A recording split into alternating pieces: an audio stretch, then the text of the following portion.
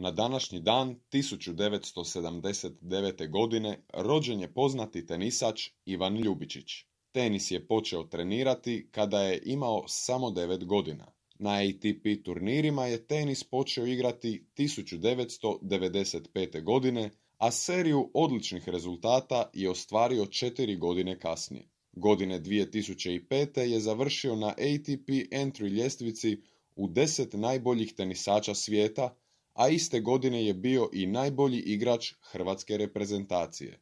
Na olimpijadi u Ateni 2004. godine osvojio je broncu u paru s Marijom Ančićem.